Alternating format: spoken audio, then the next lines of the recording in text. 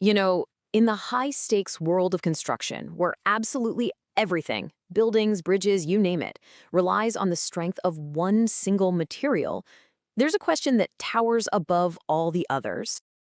And believe it or not, the answer to that massive, multi-million dollar question often boils down to this one small, kind of unassuming object, the concrete test cube.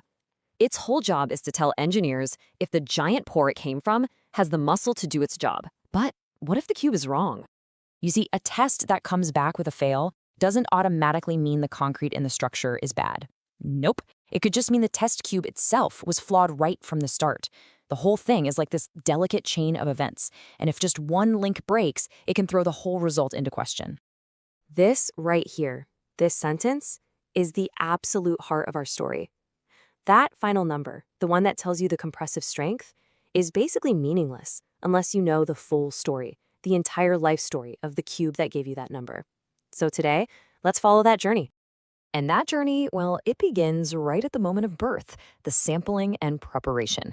If you want to know the strength of 100 cubic meters of concrete, you have to start with a sample that is a perfect representation of the whole batch, and then you have to prepare it perfectly. Now, the standard procedure for making one of these cubes is incredibly specific. The concrete goes into a mold in layers, and each one of those layers is wrought at a precise number of times. The goal here isn't just, filling a box. It's all about creating a specimen that is perfectly dense with no weak spots.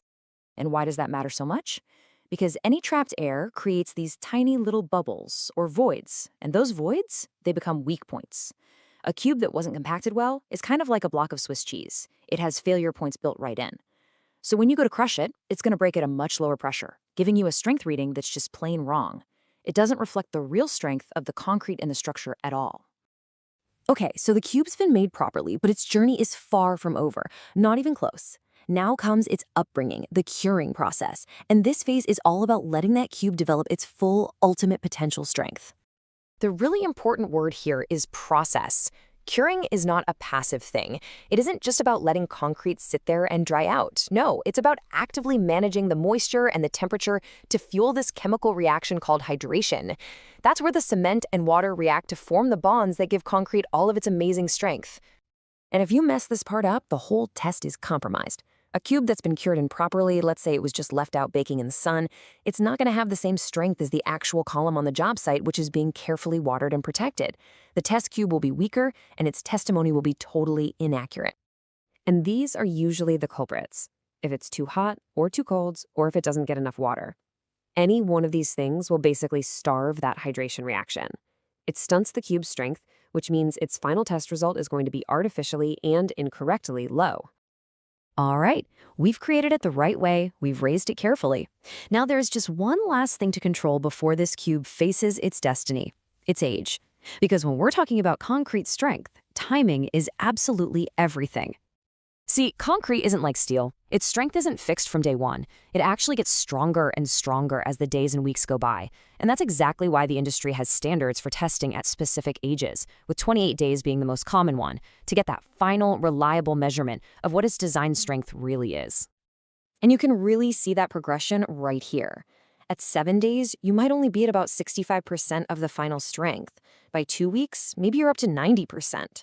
So testing a cube too early and expecting it to hit the 28-day target, well, that's like expecting a teenager to have the wisdom of a 40-year-old. It's just not going to happen. And so at the correct age, the moment of truth finally arrives. The cube is placed inside this massive compression machine. The pressure starts to build, and it keeps building until it finally fractures. A single number is recorded. This is it.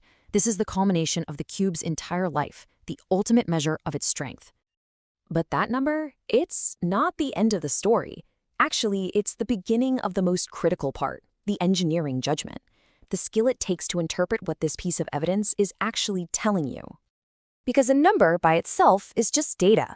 A good engineer has to ask, was this cube sampled the right way? Was it compacted properly? Was it cured according to the standards? Was it tested at the right age? The answers to those questions are what turn that number from just data into a verdict you can actually trust. So, the crucial point is this. Understanding the limits of the test is what separates a technician from a true professional engineer. It's about knowing all the different ways a test can go wrong so you can have real confidence when it goes right. It's about reading the whole story, not just the last chapter.